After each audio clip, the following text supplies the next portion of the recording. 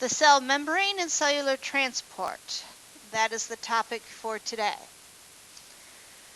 The question we're going to answer is, how do particles enter and leave the cell? If you notice the picture, we have a picture of a gatekeeper. And if you remember, the gatekeeper is what we call the cell membrane.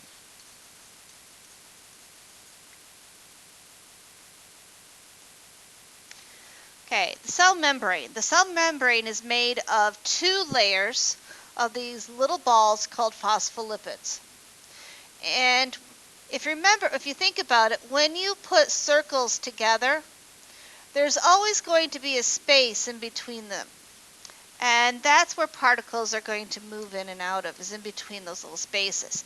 So if you notice these little spaces in between little circles here, that's where particles are going to move through. We also have this structure here, and it's called a transport protein, and we'll be talking about that in a little bit.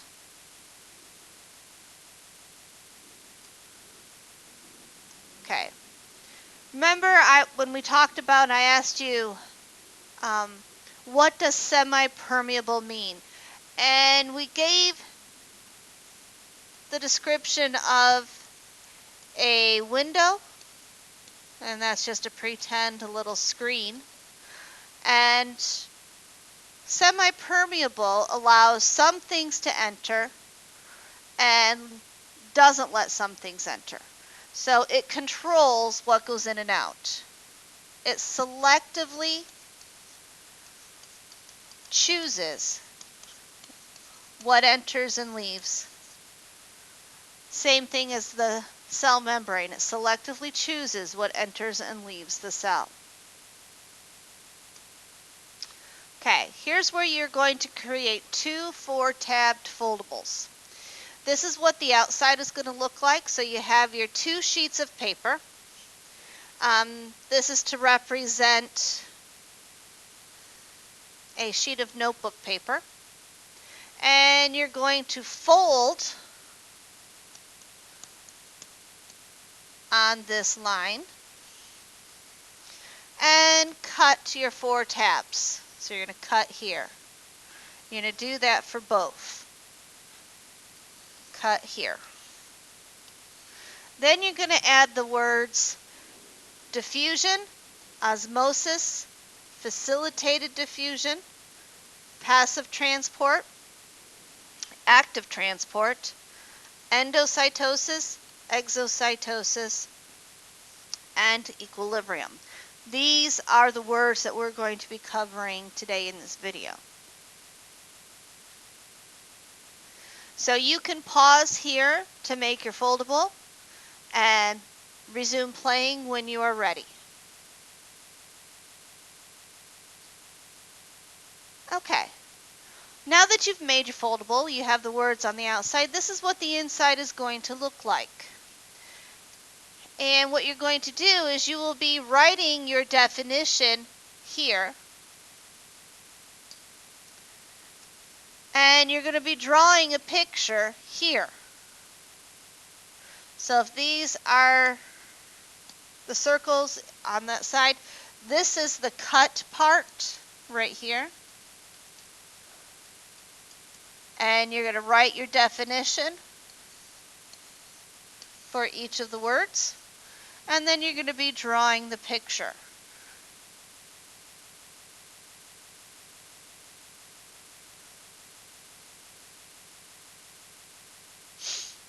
So if I had osmosis, I would have water droplets on the outside, water droplets on the inside, and the direction in which the water is moving. But that's just you'll see what we're talking about with that. But definition on one side, picture on the other. Okay, diffusion. I want you to think about if I were to spray air freshener in the room, how does that air freshener move throughout the room? So if you're standing in one corner of your room, you spray it, how does it get to the other side of the room? Well, the process that it uses is diffusion. And diffusion is a type of passive transport in which molecules move from areas where there are more to areas where there are less of them. And this would be an example. So if we were to look at this, we have the cell membrane. The cell membrane is represented by the purple line. The white is the inside of the cell, and I'm not sure you can see that very well, but that's the inside of the cell.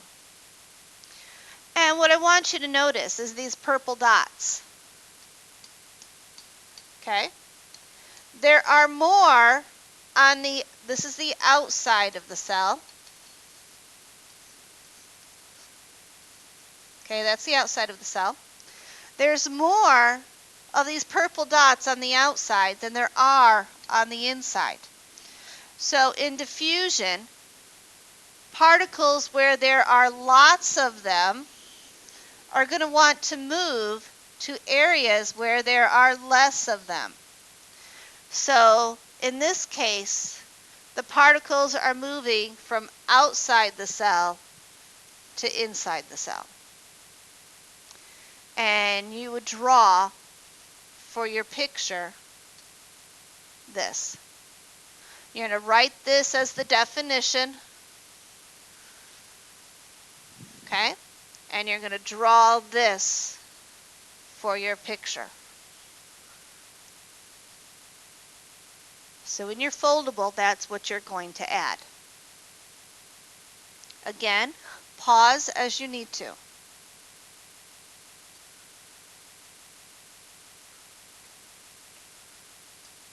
Okay, the next one is osmosis. And living things need water. Water is so important to living things, and how water is moved through the membrane, that it's given its special name, osmosis. Osmosis is the diffusion of water from an area where there's lots of them to areas where there is little. So if we were to look, we have more water molecules on the inside of the cell, and we have less on the outside of the cell. So there's 6 here, 3 here. Water is going to want to move from where there's more to where there's less, and that's what this arrow represents, is the water moving from where there is more to where there is less. So it's a type of passive transport that occurs when water moves through a cell membrane, and it's going to move from areas of high to areas of low concentration, from where there's more to where there's less. So again, write the definition and draw the picture. Facilitated diffusion. This is where it gets a little bit crazy. Facilitated diffusion is a type of passive transport where larger particles move through transport proteins found in the cell membrane without the use of energy. Now, what I want to show you here, I'm going to go back for a minute.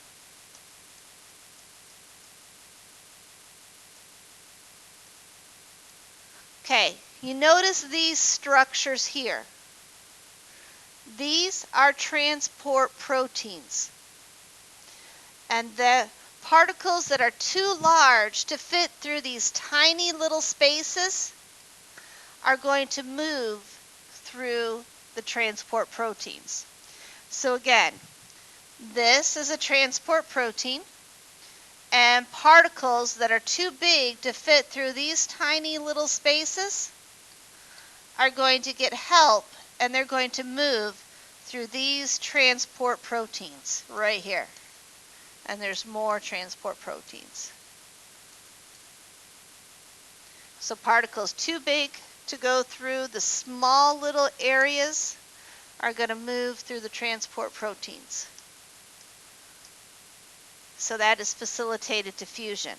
Again, it's going to take particles that are large, and if you notice, it's not going through this line here. That's the cell membrane. It's going through the transport proteins. So particles that are larger are going to travel through transport proteins. They're still going to go to areas where there are more of them, to areas where there are less of them. It doesn't matter if this is more and this is less. It's always going to go from more to less.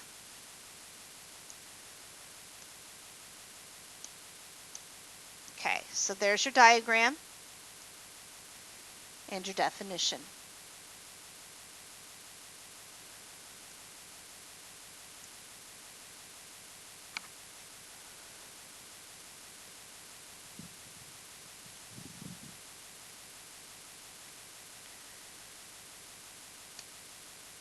Okay, one thing I want you to understand, when we look at these, is that all four of these fall under this classification of passive transport. So all three of these fall under this category of passive transport. So if we were to have big categories, this would be passive, and then notice we have active over here, but right now we're going to look at passive transport. Okay, passive transport is the movement of substances through a cell membrane without the use of energy. This includes diffusion, osmosis, and facilitated diffusion. So under this category of passive transport, we have all three of these. So osmosis and diffusion, and let me fix one thing here.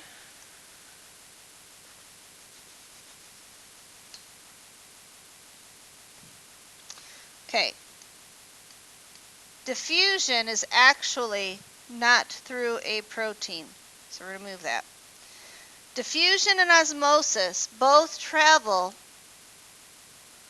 through this cell membrane, okay? And it's facilitated diffusion that's going to travel through the transport protein. And with passive transport, particles are always going from areas of high to areas of low. And it doesn't matter if low is here and high is here, it would reverse the direction. It's always going to go from low to high.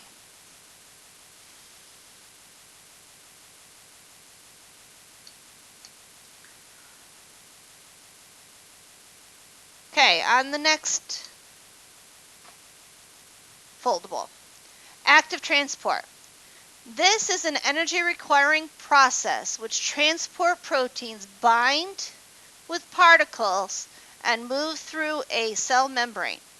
They move from areas of low to high. So, in active transport, it's energy requiring. That is the big deal with this one. It requires energy to do it. If you imagine being in a swimming pool, so if this is your swimming pool, and you start a whirlpool and you get everybody going in the same direction, and you get the water moving, and then all of a sudden you stop and change position and you're going against the current, It takes more energy for you to travel against the current than it does to go with the current. And that's what this is. This is moving against the current where you have low to high. And they're going to travel through these proteins again, but they're going low to high, and they require energy. And the energy that they require is in a form called ATP, adenine triphosphate. It's a type of energy that they use. This is what the mitochondria makes, this type of energy. Okay? Okay, endocytosis. There are going to be particles that are too large to fit through transport proteins, but they still need to enter the cell. So when you look at this one, these are going to be large particles that the membrane is going to come up and it'll start surrounding the particles, and the membrane is actually going to fuse together. So this line here is never actually open to outside of the cell. So it fuses together and then it separates from the membrane and it moves into the cell. Endo means in, endocytosis. So if you can imagine, what does the reverse process? Exocytosis. Exo means out. It's the process of taking large particles and pushing them through the membrane. So we have a large particle here. The particle fuses with the membrane here, and then it slowly opens. But notice that this line, which is the cell membrane, is never open to outside of the cell. So the inside of the cell is never open to the outside. There's always a membrane in between it. That's exocytosis. And the last one is going to be equilibrium. When equilibrium occurs, think of equilibrium as a giant equal sign. That means there's an exact number inside as there is outside. So they are equal. Equilibrium is when you have molecules of one substance are evenly spread throughout another. So in this case, there are 5 particles on the outside, 5 particles on the inside, and they are equally spread out. So in this case, the cell has reached equilibrium. And this is what we'll be working with when you come to class. We'll be looking at how cells transport particles from inside to outside of the cell. And so that should have answered the question, how do particles enter and leave the cell? They enter and leave the cell through several processes depending on the size of the particle and how it enters into the cell. I want you to have your foldables, the drawings, and the definitions done and brought to class when you see me next.